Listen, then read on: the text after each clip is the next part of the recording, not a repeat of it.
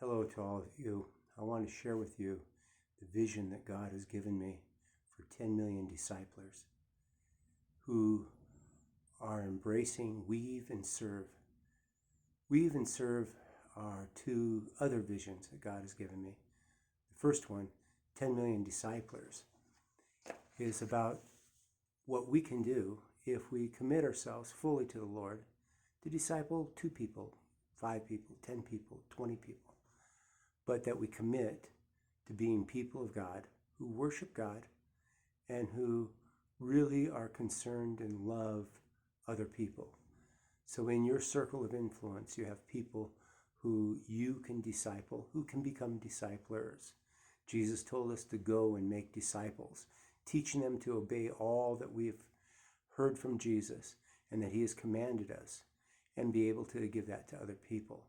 And so today I'd like to just do several short YouTubes, take one piece at a time and say, this is me. If it is, come with me on the journey. It's 13 lessons, and together we can learn what God is saying into our lives. I'm going to share with you, first of all, a story that some of you have already heard. If you have, tune me out and come back later, and I'll just share this story for those who haven't heard it. Is I was driving down the road one day, and it was pouring down rain, and it was a curvy road, and it was a long trip, and I was very exhausted from many seminars and workshops and all the things God had been giving to me to do, to preach and teach. And it was my last sermon of the week. So I'd done 3 sermons a day from Tuesday, Wednesday through Saturday, and then Sunday morning. And this was my Sunday evening service at another church. And so as I'm driving along, I'm just feeling weak. And I'm asking the Lord for power and for insight and for his vision and what he wants me to do. And as I'm driving down the road and it's pouring down rain, he says, "What's your vision?"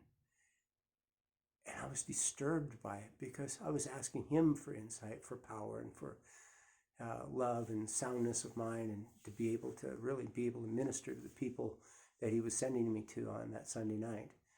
And he just waited for me. And as I looked out through the windshield, each one of the drops became a person's face. And those droplets broke my heart as the windshield wiper wiped them away into the gutter. And I was seeing so many people going off into eternity just being wiped away. And it was breaking my heart as millions of people, millions of droplets are falling on my windshield. And I shouted out to God in almost like anger. I said, "You want to know what my vision is? 10 million.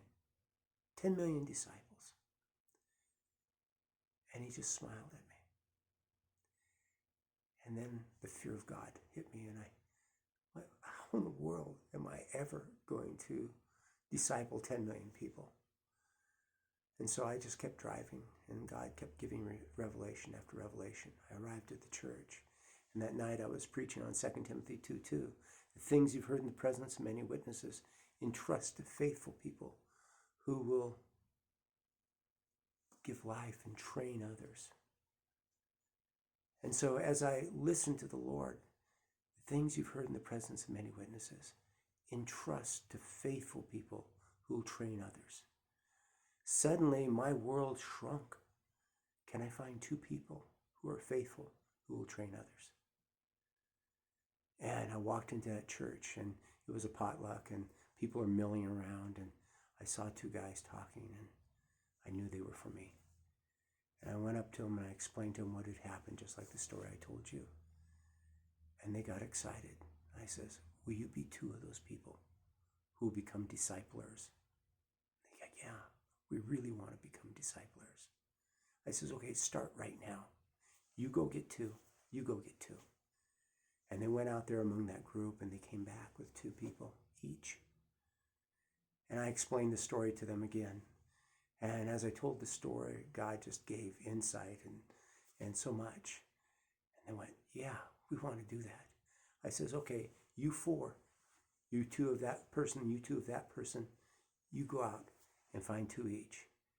And then a few minutes later, there was 15 people, myself, my 2, their 2, and their 2 each. who those 15 had gathered together. I said, I want you to sit on the front pew, in the front seats here, and I'm going to tell this story. And I want you to stand up and make a commitment to be disciplers. And they did. And so we started a dialogue.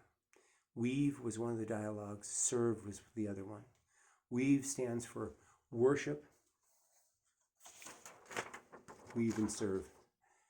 W.E.A.V.E stands for worship, exercise, adventure, visit, and evangelism. And so these people are people who worship God. If we don't have a relationship with God, we have nothing to share. People who exercise their faith.